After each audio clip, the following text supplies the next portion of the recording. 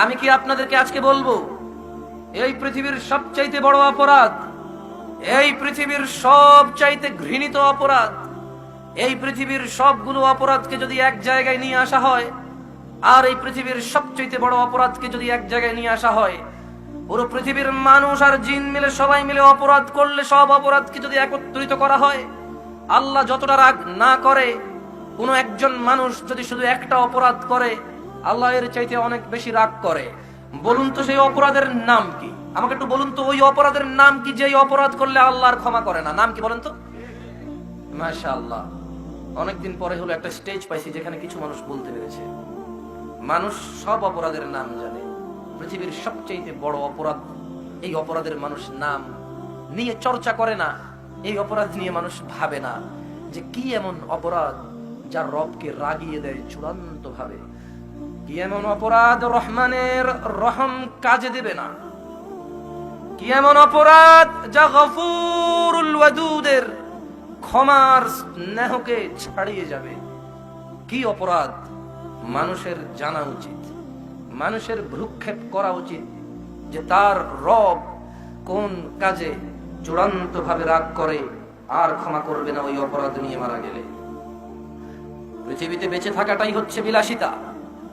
বেঁচে আছেন মানে ক্ষমা চাইতে পারেন, বেঁচে আছেন বলেই তো খিদা লাগে অনুভব করতে পারেন, আল্লাহ রিজিক দেয় তা ভাবতে পারেন, বেঁচে আছেন বলেই তো অসুস্থ হন, আল্লাহ সুস্থ করে তা ভাবতে পারেন, বেঁচে আছেন বলেই তো দরিদ্র স্বাবলম্বী হতে হবে, ধনী হতে হবে, আল্লাহ ধনী করে স্বাবলম্বী করে সেই অনুভবটা অনুভব করেন। বেঁচে থাকাই সবচেয়ে বড় বিলাসিতা। মনে রাখবেন, বেঁচে থাকাই সবচেয়ে জীবনের বড় আনন্দ। কারণ বেঁচে আছেন বলেই ক্ষমা চাইতে পারবেন, বেঁচে আছেন বলেই ক্ষমা চাইতে পারবেন, বেঁচে থাকলেই দুটা সিজদা বাড়তি দিতে পারবেন, বেঁচে থাকলেই 2 ওয়াক্ত সালাত বাড়তি পড়তে পারবেন, বেঁচে থাকলেই 2টা মানুষকে 2টা উপদেশ দিতে পারবেন, বেঁচে থাকলেই আল্লাহর নাম, আল্লাহর ধ্বনি গুঞ্জে উঠবে আপনার হৃদয়ে, আপনার মগজে, বেঁচে থাকলেই আল্লাহ এবং রাসূল প্রেমে নিজেকে মাতিয়ে রাখতে পারবেন। মরে গেলে হিসাব নিকাশ শেষ। মানুষ, পরাণগঞ্জের মানুষ, কি সেই অপরাধ?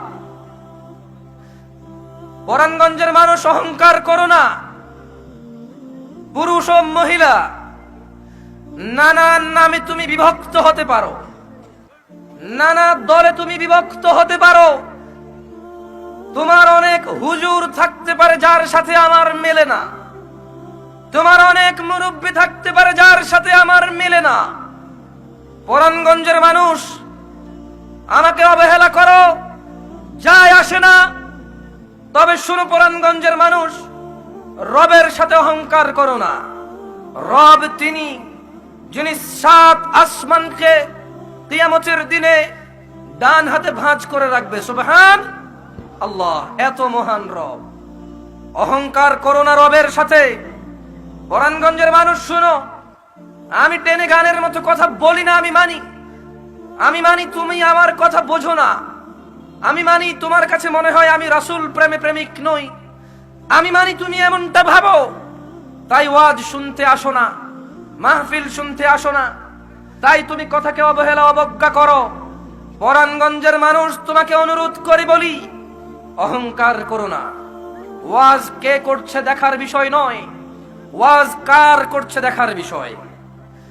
পরাণগঞ্জের মানুষ, যে যেখানে আছো, আমার আওয়াজ যার কাছ পর্যন্ত যায়, সবাইকে অনুরোধ করি বলি, স্টেজে আসতে হবে জরুরি নয়, জরুরি নয় আমার সামনে বসতে হবে। আমি আমার সামনে কয়জন বসে আছে ওর পরোয়া করে কথা বলি না। আমি তোমাকে ভালোবাসি, এই কথাগুলো বলছি। সেই চট্টগ্রাম থেকে এখান পর্যন্ত আসছি, আল্লাহর ভালোবাসায় কোনো মানুষ এত কষ্ট করে বলে আমার মনে হয় না। কেন জানি মনে হয় ওয়াজ মাহফিল একটা ব্যবসায় পরিণত হয়েছে, কেন জানি মনে হয় ওয়াজ উদ্যোক্তারা, ওয়াজের কমিটিরা এটা একটা প্রচলিত প্রথা মনে করে নিয়েছে, বছরে একটা হতে হবে। তা না হলে কি মানুষ এমন করে?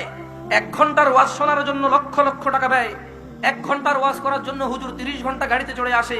এত কষ্ট কি আসলে মানুষ আল্লাহর জন্য করে, নাকি মানুষের কোনো স্বার্থকতা আছে? আল্লাহই ভালো জানে।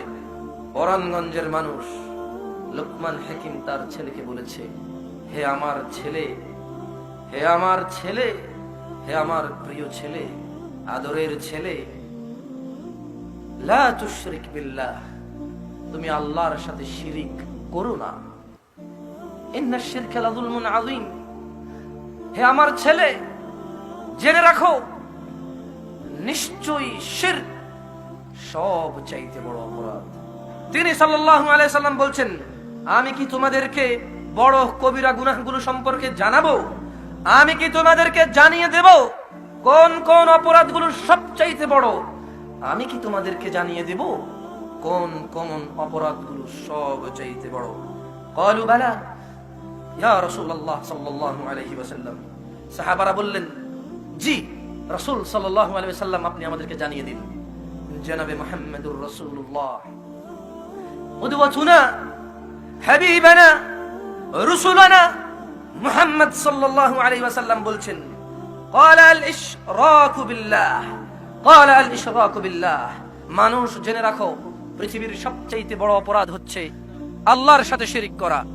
মানুষ জেনে রাখো পৃথিবীর সবচাইতে বড় অপরাধ হচ্ছে আল্লাহর সাথে শিরিক করা।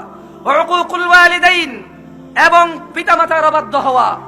যুবক তুমি জেনে রাখো, রাসূল সাল্লাল্লাহু আলাইহি সাল্লাম বলছে, এই পৃথিবীর সবচাইতে বড় অপরাধ আল্লাহর সাথে কাউকে অংশীদারিত্ব করা, আল্লাহর সাথে কাউকে শিরিক করা, এবং তারপরে সবচাইতে বড় অপরাধ হচ্ছে নিজের বাবা এবং মায়ের অবাধ্য হওয়া।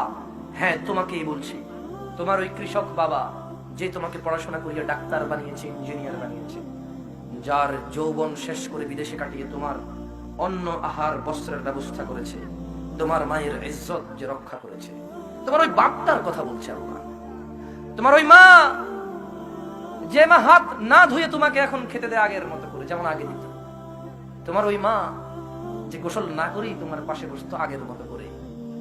তোমার ওই মা যে তখন তোমাকে কুকুরে কামড়াবে তাই তোমাকে আগলে রেখেছে, পুকুরে নদীতে পড়ে ভেসে যাবে তাই তোমাকে আগলে রেখেছে। তোমার ওই মা ক্ষুধার যন্ত্রণায় তুমি কাঁদতে দৌড়ে গিয়ে দুধ খাইয়েছে। তোমার ওই মা লজ্জা পেয়েছিল, অলরেডি তোমার 4টা ভাই বোন আছে, তোমরা অভাবের সংসার, তুমি তোমার মায়ের পেটে এসেছিলে, তোমার মা লজ্জায় আঁচল দিয়ে পেট ঢেকেছিল। তোমার দাদি শুনলে, এই এখানে কথা কিসের? তোমার ওই মা যে তোমার দাদির ভয়ে পেট ঢেকে রেখেছিল, দাদিকে বুঝতে না পারে তুমি পেটে আছো। তোমার নানি, তোমার মায়ের চাচি, জেঠি সবাই বলেছিল, জুলাইখা আমি একটা ডাক্তার চিনি, 3 দিন ওষুধ খেলে চলবে, তোর এই পেট উঁচু থেকে নিচু হয়ে যাবে, তোর এই গর্ভপাত হয়ে যাবে, তুই সর্বনাশ থেকে বেঁচে যাবি, অভাবের সংসার আরেকটাকে থেকে খাওয়াবি। তোমার এই মা, তুমি পেটে এসেছো, খেতে পাইনি, কাজ করেছে, তোমাকে প্রসব করেছে। ওই মা যার কথা শুনে তুমি ভ্রুক্ষেপ করো না, যে তোমাকে কিছু বললে তুমি মর্যাদা দাও না, যে তোমাকে না করলে শোনো না, আদেশ করলে মানো না। তোমার রাসূল মুহাম্মদ সাল্লাল্লাহু আলাইহি ওয়াসাল্লাম বলছেন, পৃথিবীর সবচেয়ে বড় অপরাধ আল্লাহর সাথে শিরক করা, ওয়া উকুকুল ওয়ালিদাইন, নিজ বাবা এবং মায়ের অবাধ্য হওয়া।